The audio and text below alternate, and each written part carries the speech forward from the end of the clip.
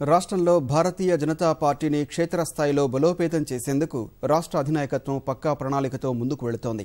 వచ్చే 2 ఏళ్లు పార్టీకి పనిచేసే వారందరికీ శిక్షణ తరగతులు నిర్వహిస్తోంది. పూర్తి స్థాయిలో పనిచేసే వారికి ద్విచక్ర వాహనాల రూపంలో అపురూప కానుక అందించనున్నారు. పల్లెపల్లెకు పార్టీని తీసుకువెళ్లేలా కార్య విస్తరణ యోజనకులు అమలు పరచాలని పార్టీ అధినాయకత్వం సిద్ధమైంది. 2019లో తెలంగాణలో అధికారమే లక్ష్యంగా క్షేత్రస్థాయిలో పార్టీ నిర్మాణాన్ని బలోపేతం చేసేందుకు భాజపా సమాయత్తమవుతోంది. అందులో భాగంగా పార్టీ నిర్మాణంలో వచ్చే 2 ఏళ్ల పాటు పూర్తి స్థాయిలో పనిచేసే కార్యకర్తలను ఎంపిక చేస్తున్న రాష్ట్ర అధినాయకత్వం నియోజకవర్గానికి ఒకరిని పూర్తి స్థాయిలో సేవలందించే విధంగా శిక్షణ ఇస్తున్నారు.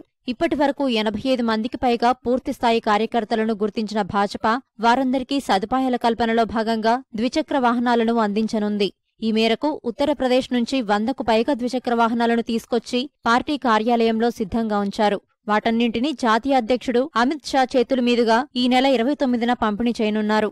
ఈ పోయినటువంటి ఫుల్ టైమర్స్ వాళ్ళ రాజకీయాలకు సంబంధం లేకుండా పార్టీని పటిష్టం చేయడం, బూత్ స్థాయిలో బూత్ కమిటీలు వేయడం, బూత్ కమిటీలో ఉన్నటువంటి బూత్ కమిటీలు విస్తృతపరచడం, ఈ యొక్క అంశాల ఆధారంగా పార్టీ ముందుకు తీసుకుపోవాలనే దీని ఆధారంగానే వాళ్ళు ఫుల్ టైమర్స్ వస్తున్నారు. వాళ్లకు మేము కావాల్సిన సదుపాయాలని మేము పార్టీ ప్రొవైడ్ చేస్తుంది, రాష్ట్ర పార్టీ ప్రొవైడ్ చేస్తుంది, జాతీయ పార్టీ దానికి సహకరిస్తుంది. దీంట్లో ముఖ్యమైనటువంటి అంశం ఏంటంటే ఈ యొక్క మేము దేశం మొత్తం మీద పార్టీ విస్తరణలో పార్టీ అధికారంలోకి రావడానికి సంస్థాగతంగా పార్టీని పటిష్టం చేయడం అనేటువంటి మొదటి ప్రాధాన్యత అంశం కింద తీసుకున్నాం. కాబట్టి ఇప్పటి నుంచి ఎన్నికల వరకు 2 సంవత్సరాల కాలం పాటు ప్రతి అసెంబ్లీ నియోజకవర్గానికి కనీసం ఒక పూర్తి సమయ కార్యకర్త ఉండే విధంగా ప్రయత్నం చేయాలి. ఒక్కొక్క గ్రామానికి 10 కిలోమీటర్లు 5 కిలోమీటర్లు విస్తరిస్తామంటది. అంటే సమయము తగ్గించాలన్నా వారికి అవకాశం ఉంటే 2 వీలర్ ఉంటే బాగుంటుందనే ఆలోచనతోటి ఎక్కడైతే ఉత్తరప్రదేశ్లో అక్కడ ఉన్నటువంటి వెహికల్స్ని ఇక్కడికి పంపించడం జరిగింది. పార్టీ కమలం పార్టీని పల్లెపల్లెకు తీసుకెళ్లేందుకు 15 రోజుల పాటు పోలింగ్ బూత్ స్థాయికి వెళ్లేలా కార్య విస్తరణ యోచన నిర్వహిస్తున్నట్లు భాజపా రాష్ట్ర ఉపాధ్యక్షుడు కాసం వెంకటేశ్వర్లు వెల్లడించారు.